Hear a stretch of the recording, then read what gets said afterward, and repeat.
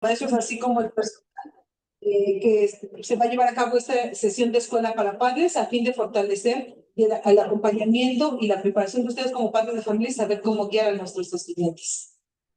Adelante, maestro.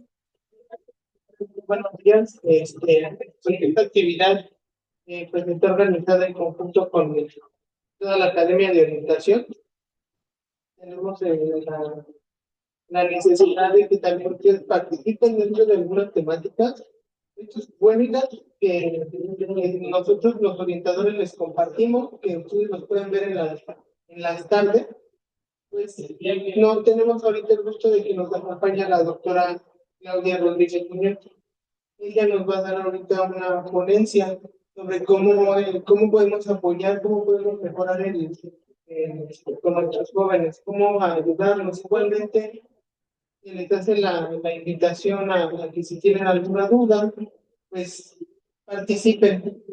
Participen, la doctora está con la disposición de que ustedes tienen alguna duda, igualmente escucharlos. Poder trabajar en conjunto con las escuelas. Doctora, voy a dar una breve semblanza de su trayectoria. Sí, muchas gracias. Claudia Rodríguez Muñoz es profesora de educación primaria por la Benemérita Escuela Nacional de Maestros, licenciada en psicología por la UNAM, maestra en ciencias con especialidades en matemáticas educativas por el CINESTAP del IPN. Estudió un doctorado en ciencias en la misma institución. Ha realizado diplomados y seminarios sobre derechos humanos, derechos de niñas, niños y adolescentes, derechos sexuales y reproductivos, educación integral en sexualidad, epistemología, teoría y metodología feminista. Y actualmente es doctora en ambientes y sistemas educativos multimodales en la Universidad Nacional de Rosario Castellano.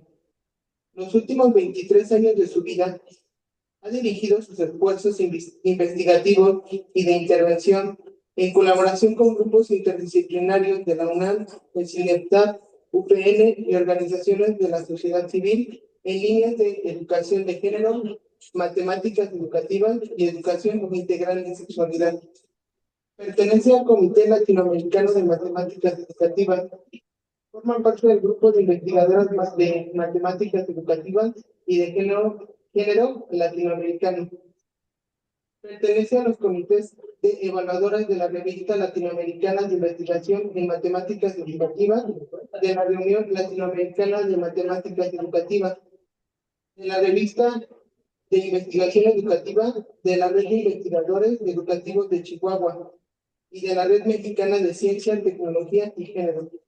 Actualmente es la directora de EducatEIS, programa para la construcción de comunidades de aprendizaje docente en torno a la educación integral en sexualidad en educación básica y media superior de todo el país. Este es la breve experiencia que tiene la doctora, cual va a brindar su información. Doctora, no sé si quiera decir algo. Pues iniciar la charla agradeciendo a ustedes. No sé si cuando empiezo a hablar me veo, si no avísenme, si se escucha bien, si me veo, agradecerles mucho la invitación. Como vieron un poco mi formación, pareciera diversa, pero también complementaria, porque si algo me apasiona es el poder construir espacios de igualdad, de seguridad, de bienestar para las personas y en general lo que nos motiva a estar haciendo este trabajo sin fines de lucro es que nos hemos unido con Género, Ética y Salud Sexual. Es una organización de la sociedad civil, una asociación civil que opera desde hace 28 años en el estado de Nuevo León. Yo vivo en la Ciudad de México y soy directora académica de EducatEIS. se ha construido desde hace 4 años como la oportunidad de hacer grupos de aprendizaje.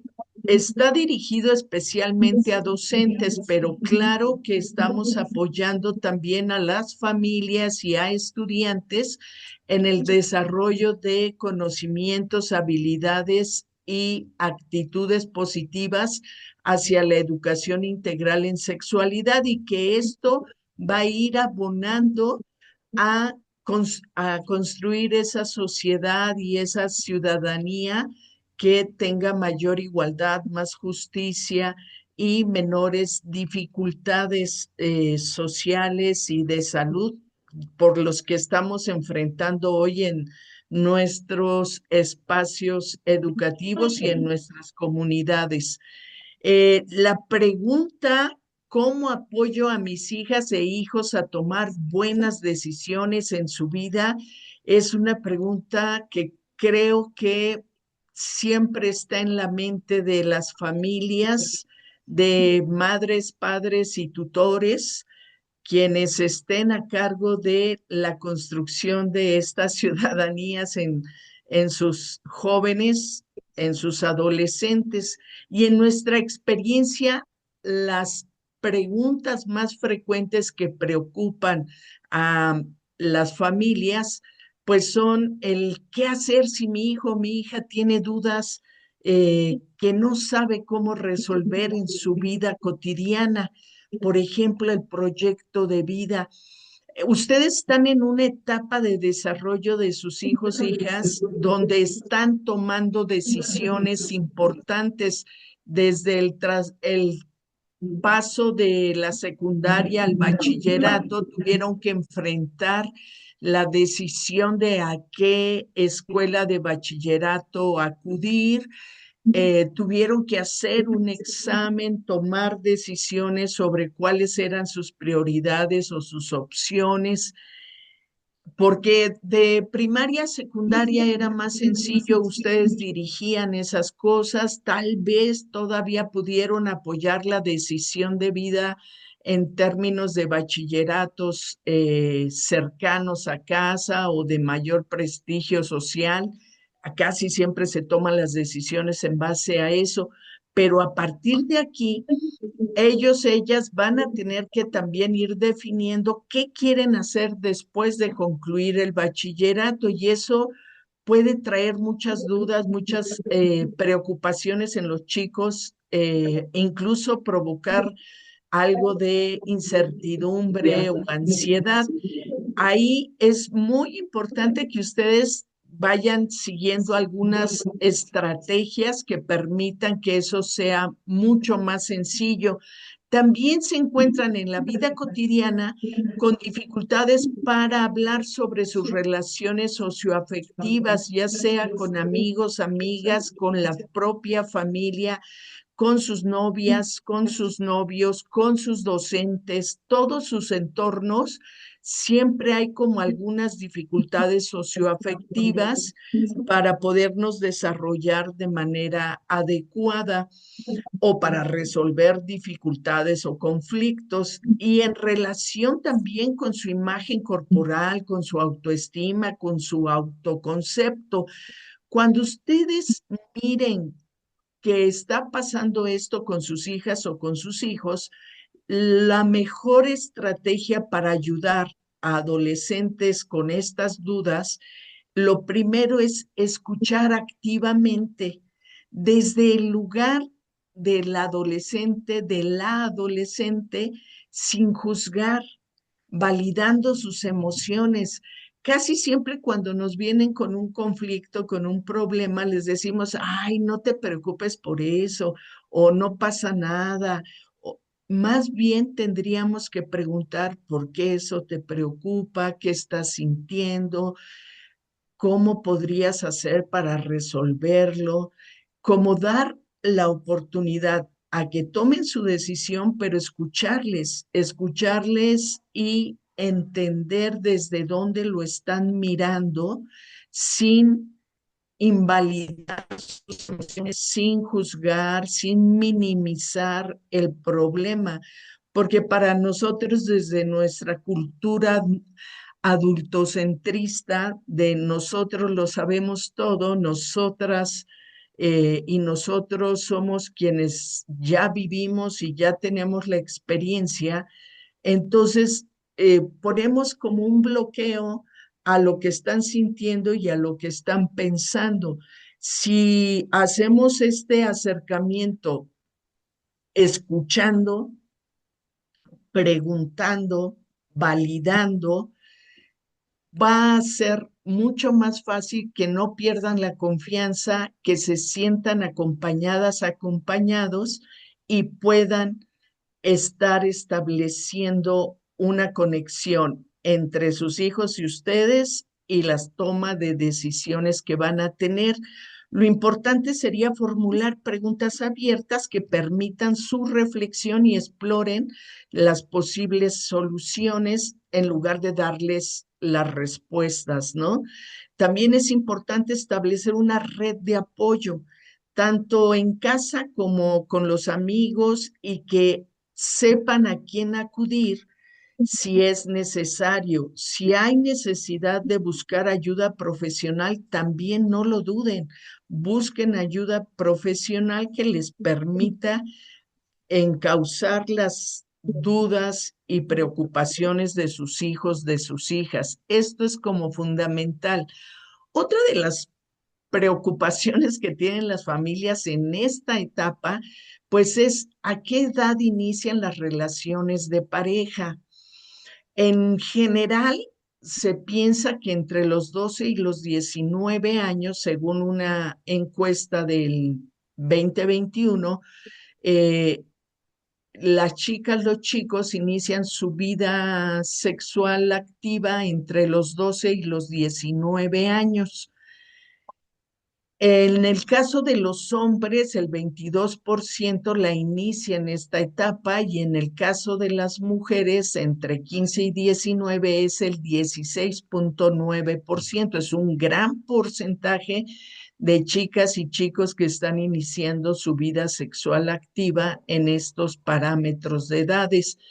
Es importantísimo también anotar aquí que el inicio de la vida sexual activa muchas de las veces viene acompañado de algo que hemos invisibilizado: vincularnos con hombres, sobre todo con hombres que nos lleven más de 5 años. Cuando yo tengo 15, andar con alguien de 20, o cuando tengo 16, tener un novio de 21, 22 años, eso es un delito. Ustedes pueden frenar eso porque no deben permitir que sus hijas, sus hijos se vinculen con personas que les lleven más de 5 años, porque ahí hay una relación de poder, hay una relación de que está generada por una condición desigual. Entonces es importante que entre más información tengan sus hijos y sus hijas sobre educación integral en sexualidad, ellos van a aplazar el inicio de su actividad sexual, o si deciden iniciarla, la van a iniciar de manera responsable con información precisa. Afortunadamente, a partir del 2019 se cambió en nuestra Constitución el artículo tercero constitucional, en el que dice que la educación en todo el país, la educación básica, la educación hasta media superior, debe incluir la educación sexual integral para niños, niñas, adolescentes, jóvenes, y que debe estar basada en datos científicos, debe estar basada en derechos humanos y con perspectiva de género para favorecer la igualdad. Esto se refuerza tanto en planes y programas como en la Ley General de Educación. Hoy no es solo una moda ni una idea de si podemos o no educar en educación integral en sexualidad. Es una responsabilidad de adultos, de docentes, y también es un derecho de sus hijos, hijas. ¿Cómo prevenir embarazos no planeados? Esa es otra pregunta que tenemos muy frecuentemente en las familias. En México, el 48.5 de los embarazos no planeados se presentan en mujeres entre 15 y 19 años, mientras que el 38.3 de los embarazos no planeados sucede en mujeres de 20 a 24 años. Es decir, estas chicas que son muy jóvenes no han tomado las decisiones adecuadas para planificar su reproductividad. La sexualidad tiene cuatro esferas: lo emocional, lo psicológico, lo social y lo reproductivo. Y lo reproductivo debiera ser siempre, siempre con una determinación y una condición de conciencia, que todos los niños y niñas que lleguen a este mundo deberían ser deseadas, planeadas, planeados, y eso ayudaría muchísimo a mejorar las condiciones sociales que tenemos. Un embarazo en la adolescencia lo que reproduce son condiciones de carencias en el desarrollo, carencias laborales, y reproduce un círculo de pobreza, porque esa chica, esa niña adolescente que tiene un hijo a corta edad, ya ve truncado su proyecto de vida, ve truncadas sus potencialidades de desarrollo. Por eso es tan, tan importante que estos temas se hablen desde la familia y que se hagan a partir de conversaciones claras y específicas. Fíjense que la Dirección General de Atención a la Salud de la UNAM nos da a conocer algunos métodos que pueden ser temporales y muy efectivos para evitar la reproducción. Por ejemplo, el implante subdérmico, el parche antirreproductivo, los hormonales inyectables. También hay hormonales orales, pero en general se procura que tengan como mayor prolongación y durabilidad, porque cuando son muy jóvenes, pues olvidar tomar la pastilla puede traer consecuencias. Entonces se aconseja o se opta por condiciones que son más largas en el tiempo y que no dependen de reconocer o no ese método. Estos tres métodos no influyen en la fertilidad de manera permanente, dan oportunidad a cuando se desee ser madre puedan reproducirse. Esto es solo un dato. Ustedes tienen oportunidad de también acudir a centros de salud a propiciar la orientación. Quiero decirles que desde 2015 se crearon, de acuerdo al Plan Nacional de Prevención de Embarazo Adolescente, en APEA, se generaron espacios amigables para adolescentes donde sus hijas, sus hijos pueden acudir por información y por insumos que les permitan iniciar su vida sexual activa de manera responsable, y no requieren ir acompañados por un adulto o una adulta, porque los médicos están en esos servicios amigables están facultados para hablar con las adolescencias sin la presencia de un adulto o una adulta. ¿Qué sucede? Que a veces queremos controlarlo todo desde nuestra posición adulta, pero recordemos, muchos de nosotros, muchas de nosotras iniciamos nuestra vida sexual en este parámetro de los 15 a los 19. Si no es mi caso en particular, sí el de muchos de mis amigos, de mis familiares, y sabemos que el interés por la sexualidad está latente y está a flor de piel cuando estamos desarrollando todo nuestro potencial hormonal. Entonces, cegarnos a que mi hijo, mi hija no va a iniciar su vida sexual porque yo se lo prohibí o porque yo le dije que no era adecuado, no es suficiente. El que nosotros, nosotras prohibamos no asegura y no garantiza nada.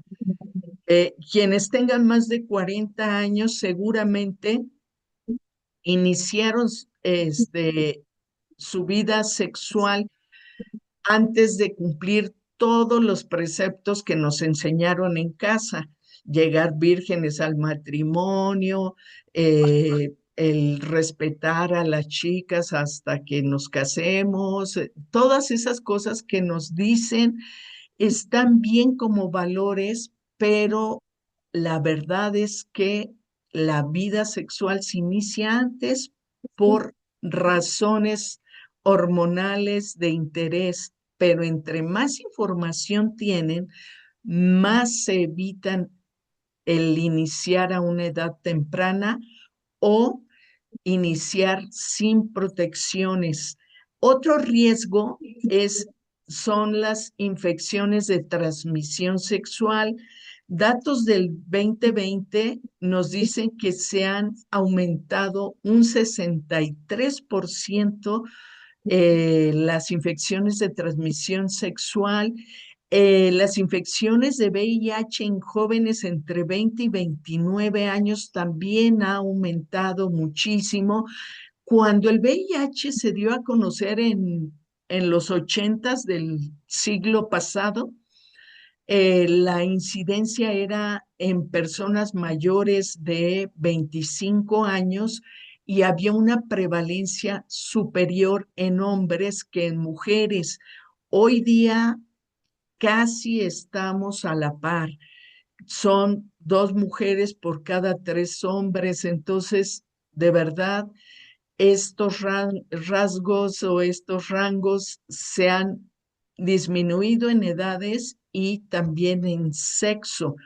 Por eso es importante hablar de sexualidad. El 10,29 de jóvenes entre 12 y 19 años que inician su vida sexual sin métodos antirreproductivos, eso es súper importante. Tienen un montón de información, pero si eso no se hace consciente, si eso no lo introyecto a mis emociones, el que yo me quiera, el que yo me cuide, el que yo sepa que tengo la autonomía de tomar decisiones y me haré cargo de mis decisiones, no va a generar que entonces cuando decida iniciar mi vida sexual, tome estas precauciones. Por eso es importante.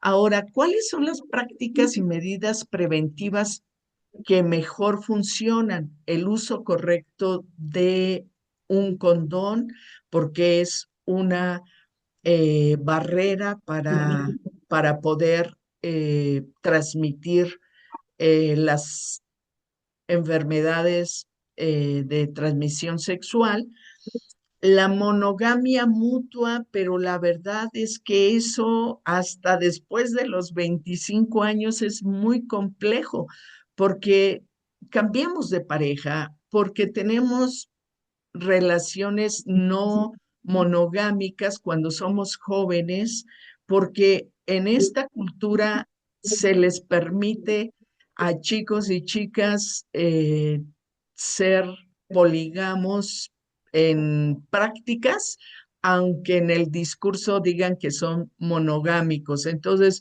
lo mejor es el uso correcto de cuestiones de barrera, vacunación contra el virus de papiloma humano.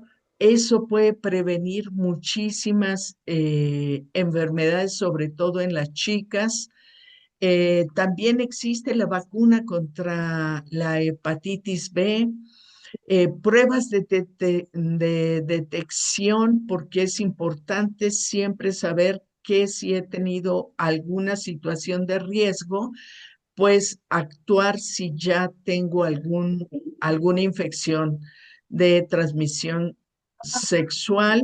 Y bueno, barreras de látex, estos condones internos y externos, eh, la información y la educación es sobre todo lo que más va a proteger a sus hijos, a sus hijas. Tener salud bucal e higiene genital también evita eso. El tratamiento oportuno si hay un diagnóstico, por eso es importante tener pruebas de detección. Esta información, por favor, tómenla en cuenta solo como parte de la educación que tienen que ir construyendo. No es que lleguen hoy a casa y todo esto lo hablen de una sola vez. Creo que tienen que ir construyendo los espacios y las formas adecuadas de incidir en lo que a ellos les va interesando hablar. Por ejemplo, cómo manejar temas de identidad de género y de orientación sexual. No saben la cantidad de suicidios que hay en jóvenes que temieron mucho por ser rechazados en sus familias y en sus comunidades por tener una identidad de género o una orientación sexual distinta a la heteronormada. Todos hemos sido construidos pensando en que si soy niña me deben gustar los niños, si soy mujer me tienen que gustar los hombres y viceversa. En esa dicotomía pareciera que crecimos muchas personas y cuando siento algo distinto y me identifico como algo diferente, entonces entro en conflicto. Pero si desde casa dejamos de estar expresando juicios de valor negativos hacia la diversidad sexual, si dejamos de menospreciar y maltratar a lo diferente, no solo en lo sexual, también a lo diferente en grupo étnico, color de piel, raza, si dejamos de criticar los cuerpos, vamos a tener chicos y chicas más seguros de sí mismos porque esas cosas no son las importantes en una persona. Fíjense, México es el segundo lugar mundial que comete crímenes por odio hacia la diversidad sexual. En Latinoamérica, el primer lugar lo tiene Brasil, en el mundo lo tiene Brasil y nosotros somos segundo lugar. No es posible que solo por ser diferente yo te odie y te lastime, porque no comprendo que tú sientes y vives diferente tu sexualidad. Creo que eso es una brutalidad y que no puede seguir pasando en nuestro país.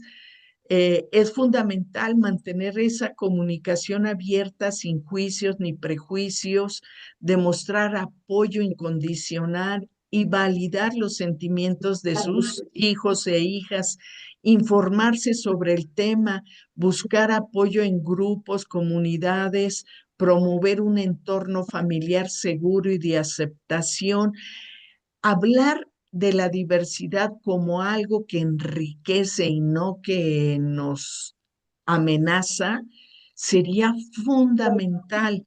Eh, Miren, entender la diversidad sexual no cambia la identidad de sus hijos y sus hijas, no transforma la orientación sexual, no existe un rayo homosexual o no existe un rayo lésbico. Cada quien va a vivir su sexualidad conforme a lo que siente y lo que es. No hay transformaciones por hablar de ello. Lo que sí genera es comprensión. Lo que sí genera es poder expresar quién soy sin temor a hacerlo, no ocultarme con sufrimiento y dolor. Bueno, y otra cosa que pasa frecuentemente en nuestras adolescencias es que están expuestas por un sinfín de situaciones a violencia, pero sobre todo a violencia en el noviazgo. También quienes somos mayores de 50 años, normalizábamos la violencia, no veíamos los rasgos de violencia que existen en diferentes niveles y en diferentes circunstancias. Pensábamos que los celos era una manifestación de amor. Pensábamos que el control era proteger y no es verdad, es una forma de manipular, de controlar, de humillar, de no confiar. Entonces, bueno, nada más aquí algunos datos. El 39,9% de las mujeres en México hemos sufrido algún tipo de violencia en el noviazgo, y puede ser desde lo psicológico, que es lo más frecuente, hasta la violencia física.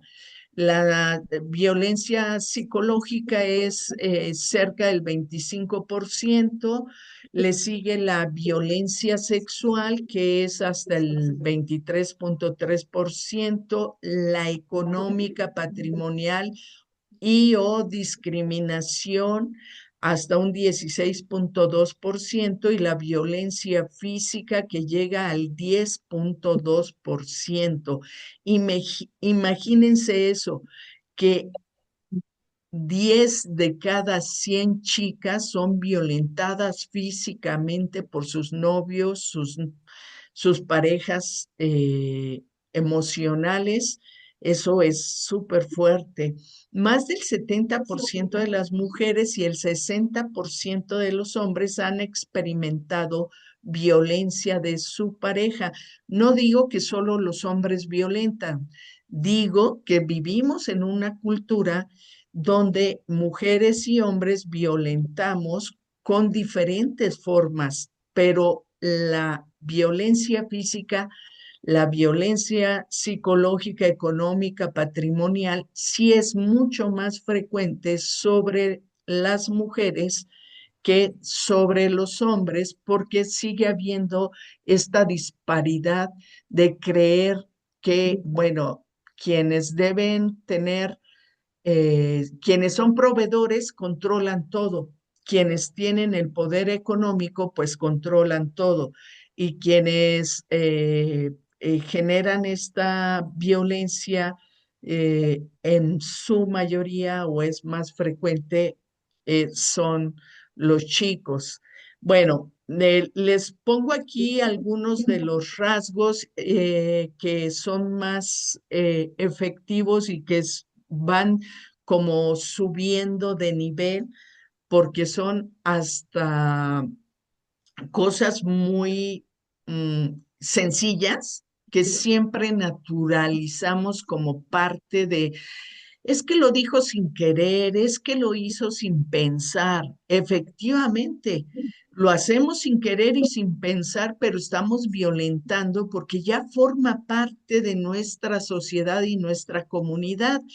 Consigan esta diapositiva, digo, toda la presentación la podemos compartir y con todo gusto se las hacemos llegar para que puedan ir a detalle viendo cada aspecto. No quisiera tomar todo el tiempo para esta charla, pero fíjense, el Instituto Politécnico Nacional desde hace más de 20 años construyó este violentómetro para ir dando cuenta de a qué tenemos que poner atención, tener cuidado y no permitir las violencias porque van en grado.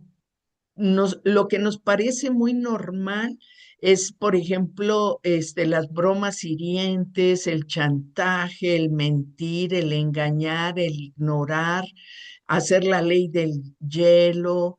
Ese tipo de cosas nos parecen muy normales en una relación de pareja, en una relación amistosa, incluso en las relaciones parentales. No podemos hacer eso. Hay que tener muy abiertos los ojos, chicas y chicos, porque estos violencia va en aumento y estos datos pueden presentarse tanto en mujeres como en hombres. Entonces, por favor, pongan atención. Este violentómetro está en las redes, pueden también conseguirlo y bajarlo sin ningún problema. ¿Qué hacer frente a la influencia de las redes sociales y la pornografía? Es otro elemento que está educando a nuestros hijos, a nuestras hijas.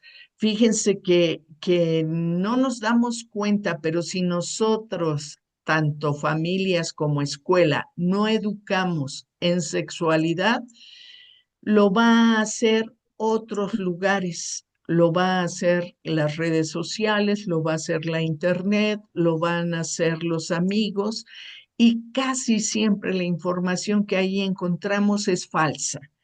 Toda la pornografía está llena de fetiches, de información inadecuada. Nadie tiene esos cuerpos en la vida cotidiana, esos cuerpos exuberantes, esos cuerpos grandes y tampoco nadie tiene sexo por más de 40 minutos o cosas de ese tipo.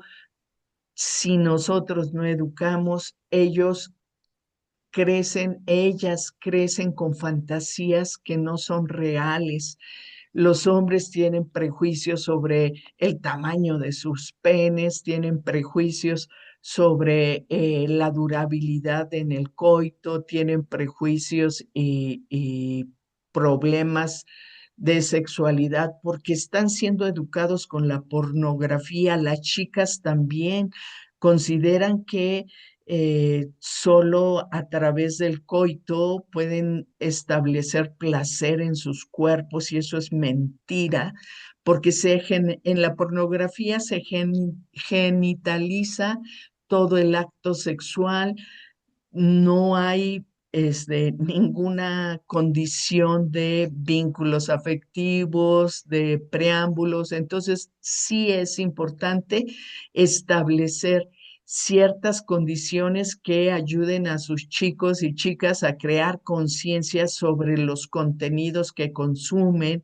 promover actividades fuera de línea, poder hacer deporte, poder tener actividades artísticas, recreativas, hacer un diálogo abierto y sin prejuicios con ellos y, bueno, discutir la salud mental, porque también vivir redes, eh, en redes sociales, pues nos da datos súper alarmantes de qué está pasando con nuestras juventudes. Y bueno, todas estas preocupaciones se abordan mejor desde la educación sexual integral, acompañados desde casa. Al final les voy a dejar un par, creo que son 4 páginas a las que ustedes pueden acudir, sobre todo esta imagen es de Familias y sexualidad adolescente, donde pueden ver muchísimos temas y pueden, incluso hay chat por si tienen dudas. Pero, ¿qué es y qué no es la educación integral en sexualidad? Es un proceso educativo continuo con información científica, ética y emocional. Es una educación que integra tanto el autoconocimiento como la autoestima y desarrolla habilidades para la toma de decisiones, para decir sí o no y para saber negociar el uso del condón, para saber negociar mi consentimiento. ¿Cuántas veces me estarán escuchando seguramente varias madres? ¿Cuántas veces tuvimos sexo sin estar convencidas? ¿Cuántas veces cedimos para complacer? ¿Cuántas veces no estábamos contentas con lo que estaba pasando con nuestros cuerpos y no tuvimos habilidad para negociar, para decir que no, para tomar esas decisiones? Si nosotros educamos, van a tener buena autoestima y van a poder hablar sobre consentimiento y negociación de qué condiciones sí quiero o no quiero para mi vida sexual. Y esa toma, nada más esa toma de decisión, nos abre un mundo de seguridades para lo social, para lo emocional.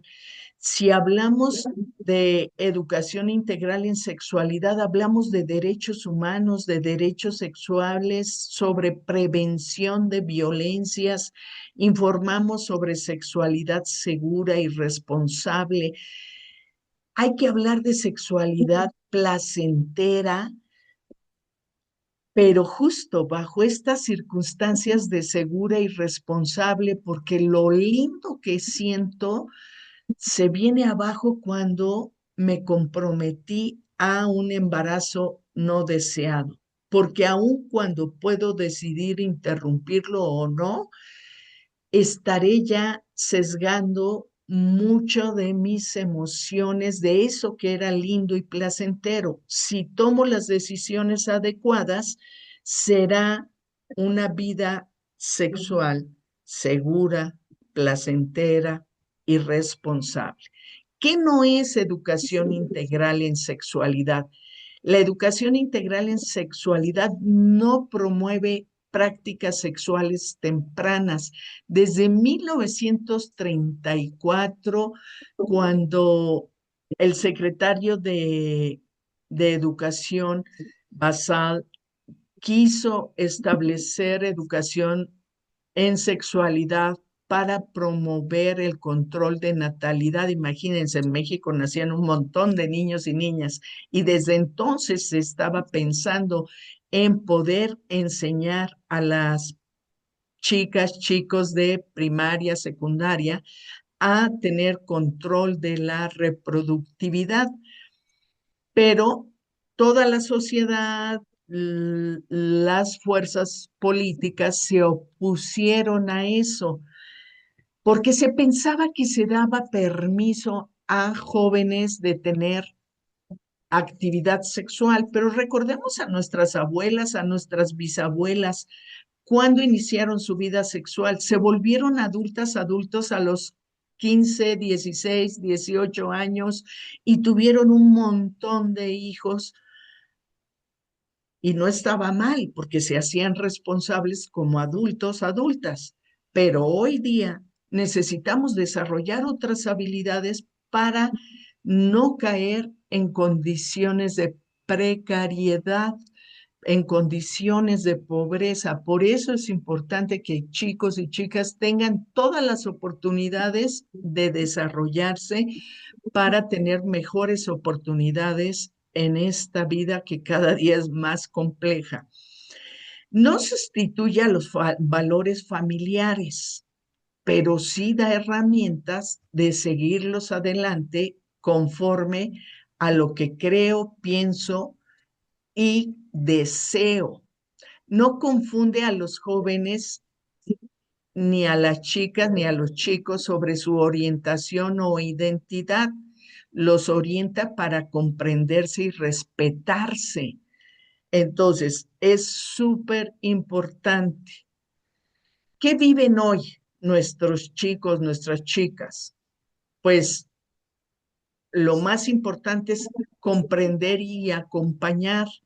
Están en los cambios biológicos, emocionales, en la búsqueda de su independencia, pero si no les permitimos tomar decisiones y hacerse cargo de esas decisiones, si les resolvemos todo o les prohibimos todo, no aprenden a tener confianza en su criterio, no desarrollan un pensamiento crítico y no toman decisiones autónomas. También es súper importante checar esto de las redes, poner horarios.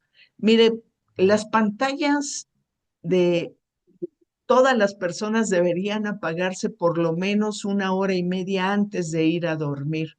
Tendríamos mejor descanso, mejor sueño, mejor efecto en nuestro cerebro y nuestro sistema eh, nervioso central, porque las pantallas, cualquiera, televisión e internet en dispositivos digitales, pues genera eh, diferentes condiciones. Entonces, es importante, clave, tener horarios, tener como claridad de por qué nos convienen, porque esos efectos son difíciles, ¿no? De poder generar. Descanso y también adicción. Es importante también que se hable en familias sobre sexualidad y también poder construir vínculos cercanos en esa condición de saber qué está pasando con mi hijo, con mi hija, en sus afectos y sus relaciones, tanto con amigos, amigas, con novios, con gente de su comunidad, con su propia familia. Ahora, ¿cómo tomar decisiones responsables? Tenemos que pasar de control a acompañamiento, dejar de controlar y empezar a acompañar escuchándoles, siendo positivos y también preventivos. Hay que comunicarnos de manera abierta y sin juicios. Fíjese, yo creo que desde primaria la pregunta clásica es, ¿cómo te fue en la escuela? Y la respuesta clásica es bien. ¿Qué hiciste? Nada. Y ahí lo dejamos. Pensamos que eso ya nos comunicó con ellos. Pero qué distinto sería si llego con mi hijo y le digo, ay, tuve una mañana bien complicada, fíjate que hice esto, aquello, y me encontré con esto y aquello. A lo mejor su hijo o su hija dice, ah, pues bien, no contestan, pero otro día le cuento lo que estoy haciendo. Tarde o temprano él nos va a empezar, ella nos va a empezar a contar lo que pasa en su cotidianidad. La comunicación no es solo interrogarles, es contarles, es escucharlos. Si me quiere contar algo y estoy cocinando, puedo decirle, dame un segundo, termino esto y me siento contigo a escuchar. O apago lo que estoy haciendo y te escucho, te puedo dedicar 10 minutos. Tampoco nos podemos eternizar toda la vida porque sabemos que tenemos una vida compleja, pero hay que escucharles más que interrogarles. Hay que validar sus emociones. Esta validar emociones es como la cuarta vez que lo menciono porque es fundamental si queremos esa comunicación abierta y sin juicios. Y bueno, lo que ya les decía, esta vez, establecer límites claros y acuerdos en familia para horarios, actividades, convivencia. También eso, ¿cuántas veces nos sentamos a la mesa A veces ahora las familias ya no se sientan en el mismo horario a comer y a cenar. Antes se podía, hoy tenemos horarios bien diversos, pero por lo menos una de las actividades de alimentación, háganla juntos, ya sea el desayuno, párense más temprano y desayunen todos juntos, párense, vayan a la escuela sin prisas y sin correteadas. Por favor, que desayunen todos, todas, que no lleguen a la escuela con el estómago vacío y pensando tengo ganas de comer en vez de quiero entender o atender lo que está pasando, ¿no? En la escuela. Por favor, convivan, juegos de mesa, paseos, caminatas de media hora con todos juntos, platicando, bromeando. Busquen comunicarse, busquen estar juntos, juntas. Por favor, busquen información confiable a tiempo, modelen las relaciones saludables desde casa, no se falten al respeto entre mamá, papá e hijos, trátense respetuosamente y sin violencia, intenten hablar todas las diferencias.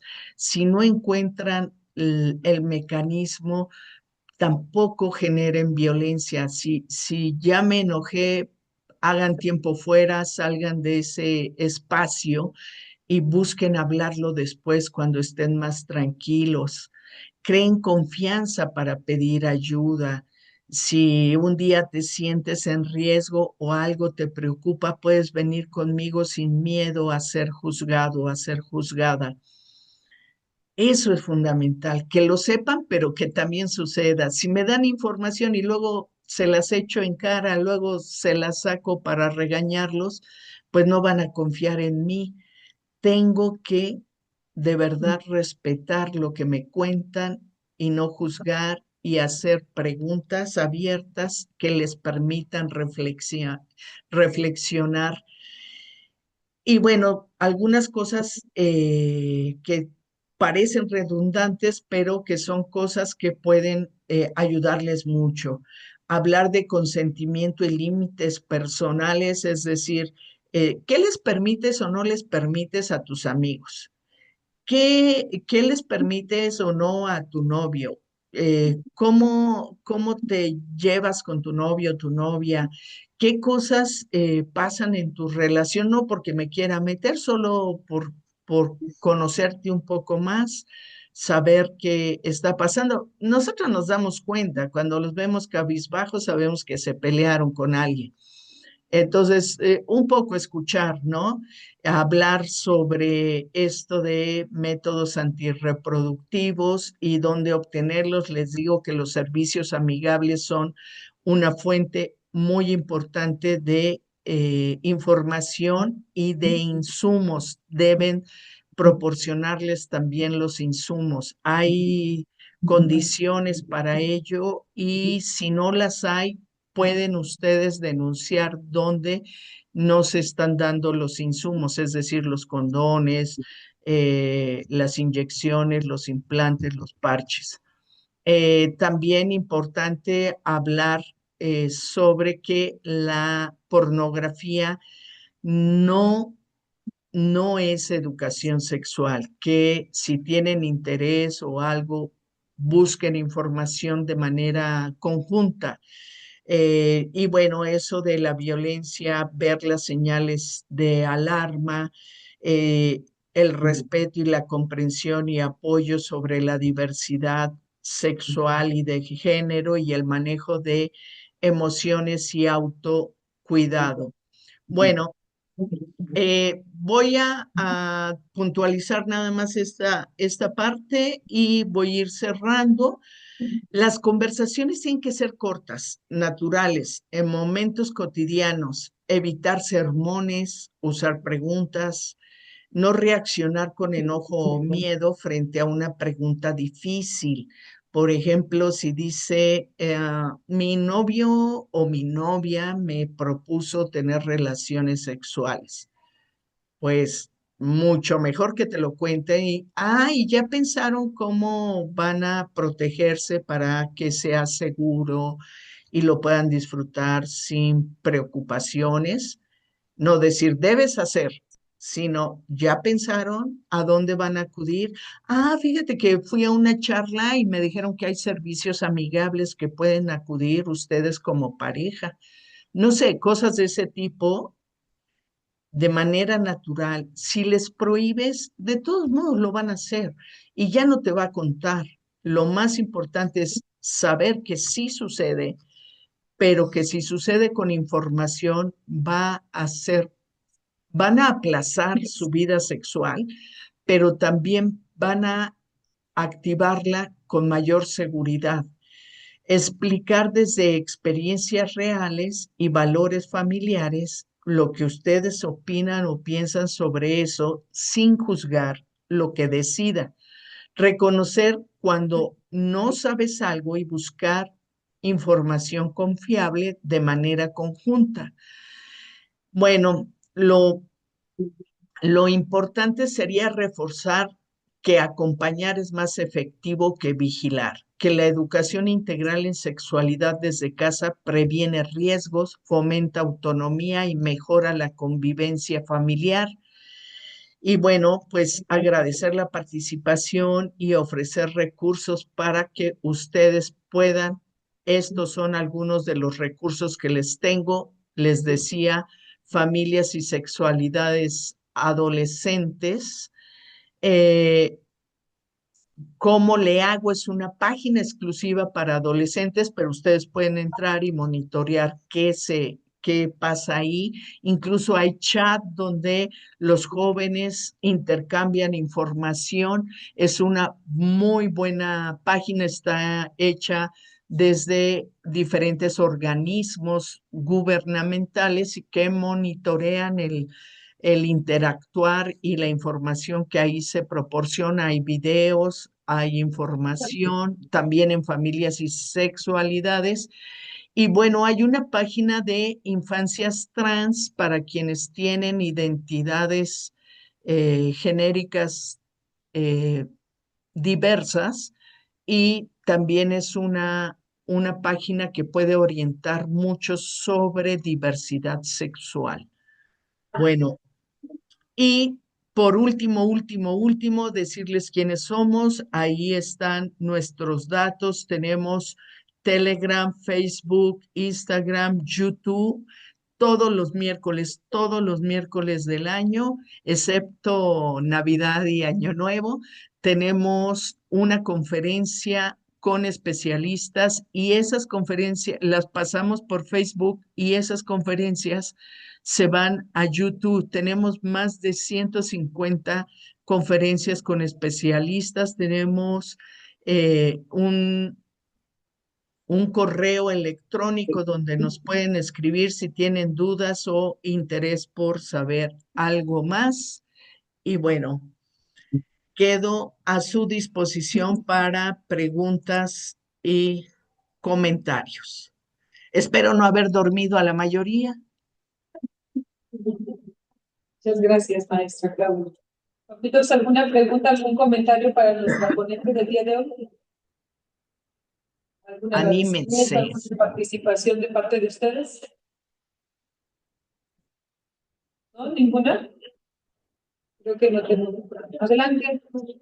Pues yo sí dar las gracias porque hay veces, bueno, yo en mi caso sí hablo abiertamente con mi hijo de la sexualidad y todo eso, porque como dicen, debemos de informarles, puesto que si no les informamos nosotros buscando información en lugares equivocados o con chicos entre ellos que tampoco tienen la información y creen que hacen lo correcto. Entonces agradecer esta información pues que es pues de gran, pues sí, de gran valor para nosotros, porque muchas veces por pena o pues sí por miedo a que van a decir la sociedad, no buscamos información con otras personas y buscarlo en internet, pues muchas veces no sabemos, estamos buscando en lugares correctos. Entonces, pues muchas gracias por esta planta, este taller para los niños padres. Muchas gracias. Gracias. Muchas gracias por esto que nos comunicas y seguramente la mayoría que están ahí justo son madres y padres ocupados y preocupados por sus jóvenes. A las escuelas de padres asisten quienes sí son bastante responsables con sus hijos, sus hijas, regularmente. Esa es la experiencia que tenemos. Y seguramente ahora mismo no surgen dudas o preguntas o no quieren alargar más el tiempo de esta sesión, pero sin duda pueden escribirnos, sin duda pueden comunicarse a nuestro chat de WhatsApp y podemos atender cualquier necesidad que tengan o a través de el profesor Luis, que es quien nos ha contactado, pues también hacerle llegar que quieren comunicarse conmigo directamente para cualquier duda o situación que les interese. Con todo gusto lo hacemos porque confiamos en que esto puede transformar la forma en que nos estamos relacionando con los demás, que evitemos violencias, que evitemos discriminación, que evitemos abusos en nuestros hijos, nuestras hijas. ¿Alguien más que se anime ahora? ¿Alguien más, papitos? ¿Alguien más desea externar su punto de vista, su opinión, algún agradecimiento a nuestra ponente del día de hoy? ¿No? Bueno, pues adelante. Pues yo, como dice usted, nosotros, fuimos los padres y a veces no sabemos cómo expresar nuestra duda o a veces no conocemos bien a nuestros hijos. Como dice usted, a veces los vemos que llegan serios y también nos da a preguntarles qué tienes porque les preguntamos y nos dicen nada, nada, y no sabe uno cómo abordarlos, o sea, es uno ignorante en todo ese tipo de cosas. Pues yo digo que estos talleres, yo tengo un taller, así no sirve mucho. Nosotros como padres, porque desgraciadamente nosotros no fuimos a la escuela de falta, no sabemos muchas cosas, somos ignorantes. Ahorita en la etapa que están nuestros hijos es muy difícil. O sea, no sabemos cómo preguntarles, qué decirles, cómo orientarlos, porque muchas veces nos vamos más a la casa, a nuestras ocupaciones, y nos olvidamos de los jóvenes. Como dice usted ahorita, con el internet, yo pienso que lejos de que los eventos no nos están afectando, porque por eso luego a veces hay información que los desvían, nosotros le decimos una cosa y ellos ya vemos otra cosa y dicen, ahí no está localizado. Como ya van en desgraciadamente a veces nosotros no tenemos un estudio, ellos ya van más adelantados y dicen, ni sabes, ignorante, y nos toman de la Sabe, yo creo que algo que se pueden llevar muy concreto hoy es empezar a compartir lo que ustedes son, empezar a compartir lo que ustedes sienten y lo que ustedes viven. Desde nuestro lugar, yo le voy a decir, yo fui educada por una madre y un padre amorosos, pero que justo ellos sentían que no tenían la formación académica y que no habían tenido escolaridad amplia, pero justo lo único que tenían era amor, comprensión, cuidado, responsabilidad. Con eso construyeron 4 vidas formidables porque todos somos trabajadores, trabajadoras, decentes, amables, y creo que eso es el toque esencial en la educación de sus hijos, sus hijas, estar atentos, compartir, que sepan que están ahí para ellos y generar respeto mutuo, porque eso va a ser fundamental para sus vidas. A veces los vemos ya grandes y creemos que ya caminan solos, pero acompañar es necesario siempre.